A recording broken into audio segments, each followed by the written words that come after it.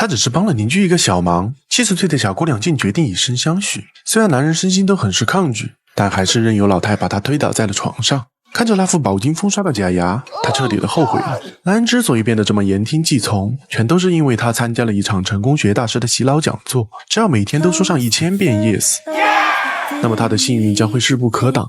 在场的学员对此都深信不疑，唯独新来的卡尔不相信，只是一眼，大师便察觉到了对方的疑心，于是飞奔到他的面前，并精准地推断出他的人生困境，说他性格懦弱，工作不顺，还很有可能因此失去了爱人，甚至生活中都没有交心的朋友。 Am I right, Carl? 卡尔的确是个人到中年的失败者，自从和前妻离婚后，他几乎断绝了一切的社交。遇到发传单的推销员，他会假装茫然拒绝；朋友邀请他出来聚一聚，他也会假装很忙逃避。由于长期不愿意打交道，即使是面对领导的派对邀请，他也是习惯性的委婉拒绝，所以本该轮到他的升职机会，也被领导顺理成章的给了别人。不过今天，倒是给了卡尔一个逆天改命的机会。他定下一个赌约，只要卡尔对任何事情都说 yes， 就将会获得前所未有的幸运，但倘若拒绝了别人，他便会加倍的倒霉下去。 Make me believe it! Yes, yes, yes!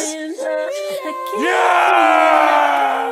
在大师的洗脑下，卡尔被迫答应了这个赌约。然而刚走出会场，卡尔就遇上了考验。一个流浪汉想搭车去郊外，可这根本不顺路。卡尔本想拒绝，同伴却跑出来帮他出助攻。 Sure he can.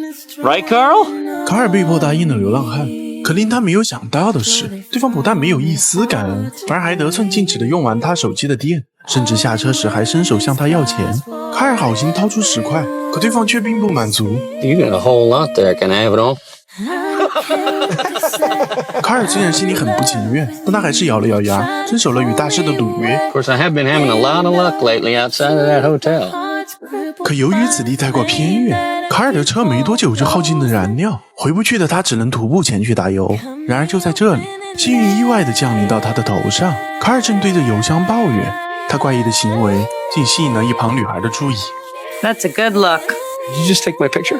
Did you just run out of gas? 二人顺理成章地闲聊起来，卡尔也开始诉说自己今晚愚蠢的行为，可女孩却十分认可他的善良，还主动提出可以载他一程。就这样，他们一路欢快地回到郊外。女孩似乎对他有着十足的好感，卡尔没有想到自己的小小善举竟能意外地收获一场艳遇。可惜的是，对方连名字也没留下，就匆匆离开了。经历了这一晚，他相信了只要自己生活中多说 yes， 幸运女神一定会再次眷顾的。正巧琳达来电让他去银行加班，卡尔毫不犹豫就答应了下来。他开始喜欢说 yes 了。收到外籍女人的相亲邮件，他选择了接受。客户烘焙技术虽然十分拉垮，但他同样选择批准开店的贷款。然而没想到的是，他的好运竟真的接踵而至了。卡尔把客户的蛋糕转送给领导，上面正好是对方喜欢的明星。领导瞬间心情大好，很是喜欢卡尔今天的表现，说完全不像与他竞争岗位的同事，竟一口回绝了他的加班安排。领导心情一好，便立马把升职机会重新给了卡尔。 That's amazing. Oh my God, thank you. Nice little raise in it for you too.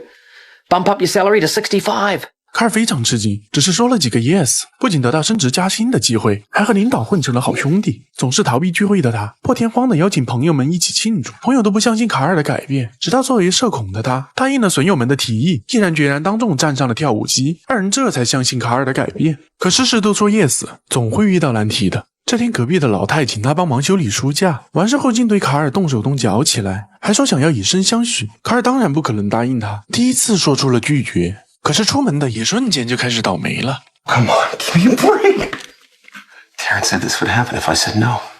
That's ridiculous. 卡尔用力过猛，直接一路滚到楼下。可这还没完，一条狼狗径直向他冲了过来。好在链子不够长，这才让他保住了小命。回过神来，卡尔想起了大师的话，为了破除诅咒，只能被迫回到老太家中。接下来，领导邀请他参加无趣的化妆派对，全行只有卡尔选择了 yes， 这也让他深得对方的喜欢，两人的关系也越来越好。面对各种上门推销，不管有用没用，他都会掏钱付款。就这样，他接受了乐器学习，体验了飞行驾驶，还报了完全用不上的韩语班。而在工作上，无论是多小金额的贷款，还是多么奇葩的申请理由，卡尔也是来者不拒。慢慢的，他的好运似乎又重新回到了身边。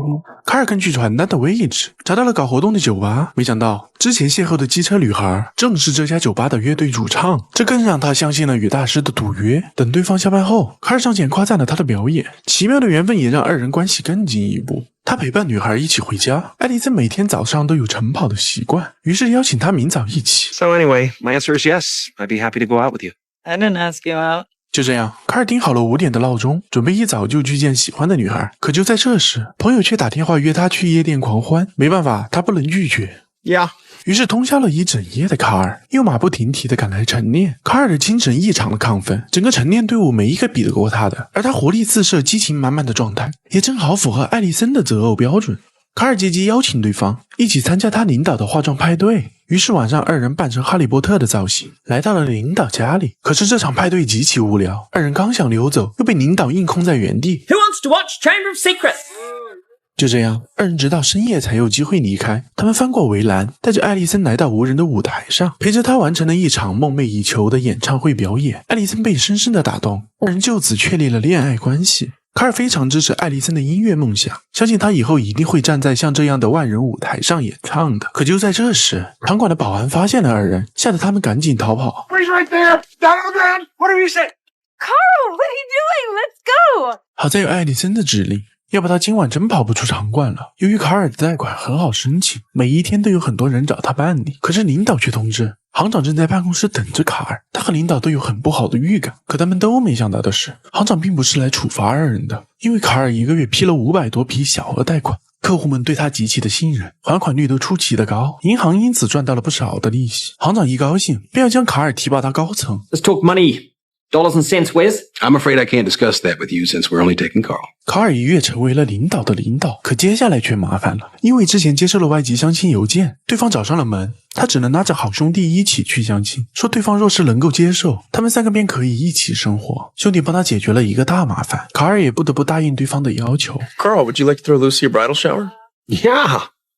Sure. 于是卡尔便陪着嫂子前去筹备婚礼，好不容易他才挑到一个满意的婚庆方案。可是韩裔的店员却表现得非常不耐烦，嫂子都打算放弃了，可卡尔却说自己可以解决，他之前可是报班学过的。卡尔用流利的韩语温柔地疏导了店员的心理，鼓励对方走出了失恋的阴影，找回了对工作的激情，这也让嫂子对他刮目相看。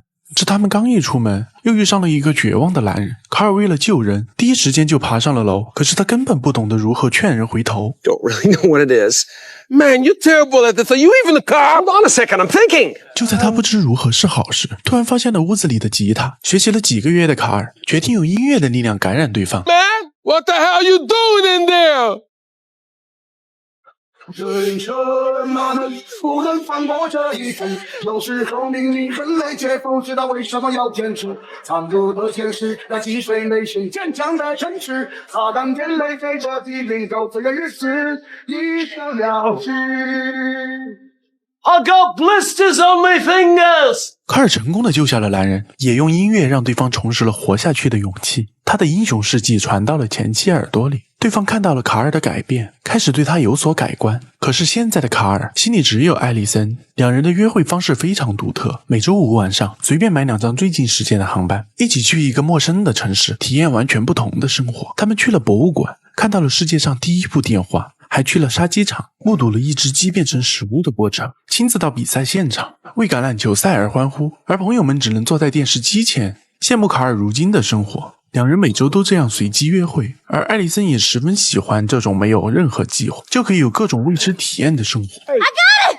Can I do it again? Can I do it again? What's wrong? 二人的感情也因此飞速发展。艾丽森意识到自己完全爱上了卡尔，不能再接受没有对方的生活。他提出两人可以更进一步，决定回去以后就搬到一起同居。卡尔虽然答应了下来，但是他却有所犹豫。 God, you paused. No, I didn't pause. You pause. No. Here, ask me again. Do you want Yes. 卡尔巧妙地化解了难题，二人也准备返程。可就在这时，他们却被警察盯上了。警方以间谍罪将二人抓进了局子。 You gave a man money to start a fertilizer business. For what? Bombs? No. 因为他们每周都买临时机票逃离城市。卡尔还学过韩语和飞行驾驶，甚至被拍到联系过外籍女人，已经被警方列为重点怀疑的间谍了。卡尔立即叫来了作为律师的兄弟，他向警方解释，因为和大师的赌约，卡尔不得不对所有人都说 yes。得知真相的警察相信了卡尔的清白，但是艾丽森却对他大失所望。 Are you serious? You just say yes to everything? Even if you don't like it? No, of course not. 艾丽森认为卡尔的一切行为都不是真心对他的喜欢，而是因为无法拒绝，包括喜欢他的音乐。想看他在大舞台上演出，和他一起跑步。这一切的一切都是假的，他对卡尔失望透顶了，气冲冲的独自离开。卡尔想追上去解释 Get away from me. Okay. Farther. Yep. Carl. 失去艾丽森的卡尔在生活中看不到一点希望，他尝试去酒吧找艾丽森，可对方只是一句话就轻松地赶走了他。 Everyone else can go jump off a bridge. 卡尔遵从指令，从桥上一跃而下，那颗炙热的心也随之破碎。他不敢再打扰对方，每天就盯着手机，期盼着艾丽森能打一个电话过来。渐渐的，他又恢复了很早以前的宅男生活，独自在家看着电影，回忆着心底最爱的那个女孩。他突然接到了一个许久未联系的电话，没想到竟然是前妻。 What's wrong? Can you come over? 前妻被男友欺骗了感情，彻底的看清了对方的真面目。现在他只希望能和卡尔重归于好。不过这一次，卡尔坚定地拒绝了对方。 I can't. What are you saying? I'm saying no. 然而卡尔刚说了拒绝，就被霉运缠身了。一进电梯就遇上了故障，差点被困在里面。刚下楼又发现车子被拖。 Oh, come on. Can't you give me a break? No, man. No, man. No, man. 内心的恐惧让他出现了幻觉，错把别人看成了自己。为了能化解这个赌约，他连夜找到了这一切的根源——成功学大师。可是对方被他的突然出现吓到，刚起步就发生了严重的车祸。幸运的是，二人都并无大碍。他拜托大师取消赌约。 There is no covenant. There never was. The whole yes thing is all bullshit. 原来大师根本没那么生气，因为卡尔那天不相信他，这无疑是当众拆他的台。大师必须让其他听众信服，所以才与他打赌。大师向他坦白，说 yes 并不是没有用，他让人对所有事都说 yes， 这只是招揽学员的洗脑方法，而真正有用的是要遵从自己内心的判断说 yes， 可以有效地减少不必要的心理压力，让自己的生活越来越顺。卡尔被大师点醒，终于解除了困扰已久的心魔。他骑上朋友心爱的小摩托，想要遵从内心的选择，却试图挽回自己丢失的爱人。卡尔解释这一切都是误会，自己对他说的所有 yes 其实都是发自内心的决定，当初的犹豫也仅仅是因为发展太快而被吓到。 You did things and had friends and sang in rock bands and made life happen. You weren't scared of anything. 卡尔清楚地知道他为何喜欢艾丽森，得知了他内心的真实想法。艾丽森也选择了原谅卡尔，他收获了美好的爱情，工作也更加得心应手。卡尔彻底地告别了曾经的自己，走上了人生巅峰。而大师对他的帮助远不止这些，他还帮助卡尔积累了不少的功德。卡尔向贫困地区捐赠了很多的衣服，而这一切都要归功于那些只会说 yes 的忠实学员。 God.